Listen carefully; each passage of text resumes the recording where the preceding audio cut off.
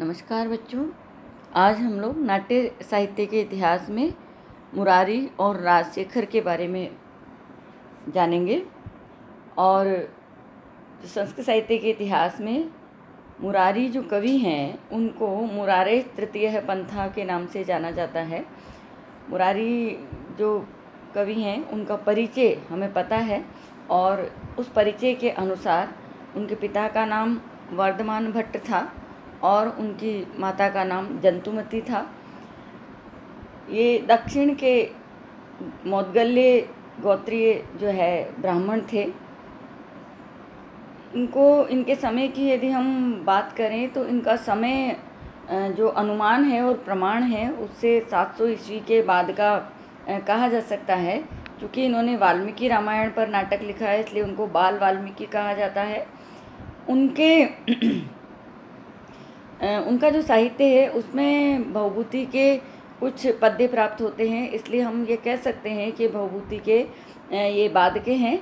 लेकिन उनके स्वयं के जो पद्य हैं वो हरविजय में प्राप्त होते हैं, इसलिए हरविजय जो 850 ईस्वी का ग्रंथ है उससे वो पहले के कवि माने जा सकते हैं। इसका मतलब हम ये कह सकते हैं कि वो 700 ईस्वी और 850 ईस्वी के बीच में हुए हैं।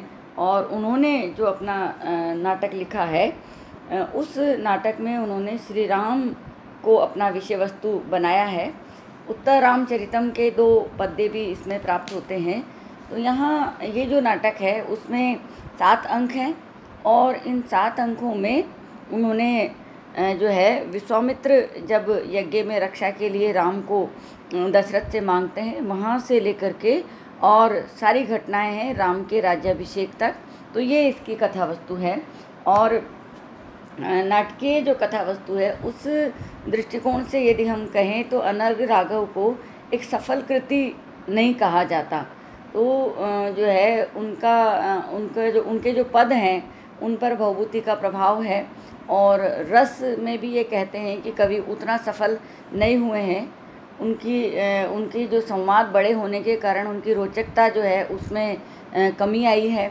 उनके अंक बहुत बड़े हैं कलेवर में और इसमें इस तरीके से बहुत सारे दोष हैं। फिर भी कुछ चीज़ें हैं इसमें, कुछ अप्रसिद्ध शब्द, कुछ दुर्बोध शब्द जो है वो बहुत सारे हैं और जो है कठिन जो है ये नाटक माना जा सकता है।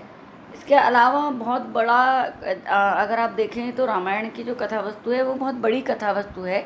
उस रामायण की कथा वस्तु को लगभग पूरा अपने नाटक में समाने का प्रयास इन्होंने किया है। तो ये एक तरीके से इस नाटक का साफल्य कहा जा सकता है।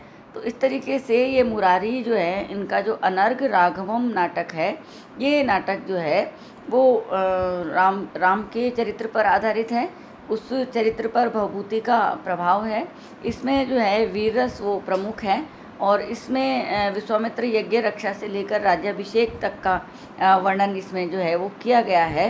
इनका समय 700 ईस्वी के पश्चात का है मुरारी का और इनके जो माता पिता हैं उनका नाम वर्धमान भट्ट और जंतुमती है।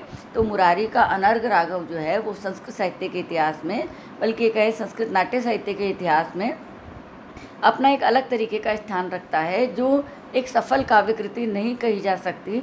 बहुत सारे दोष उसमें बताए हैं परंतु फिर भी रामायण की विशाल कलेवर को इन्होंने समेटने का प्रयास किया है। इस दृष्टिकोण से इसका महत्व है। रामायण की विषय वस्तु इनके नाटक में मिलती है, इस दृष्टिकोण से इसका महत्व है। और जो है वो वीर और अद्भुत रस जो है वो इसमें दिखाई देते हैं। भवभूति के नाटक का प्रभाव जो है वो इसके अंदर दिखाई देता है। तो ये कुछ बातें हैं जो मुरारी के अनर्घ राघव से संबंधित हमने देखी है। और आज के लिए इतना ही। धन्यवाद। आप लोग इसको देखेंगे, मुरारी के अनर्घ राघव को पढ़ेंगे। ये छोटा परिचय है यहाँ पर क्योंकि आपकी जो विषय वस्तु है उसमें एक यूनिट में संस्कृत साहित्य का इतिहास है और मुरारी का जो है विषय वस्तु अनर्घ राघव का उस दृष्टिकोण से ही हमने संक्षिप्त रूप से बताया है कि आप इसको तैयार करें, पढ़ें। यदि कोई पूछने योग्य बात हो तो आप ज़रूर पूछें। धन्यवाद।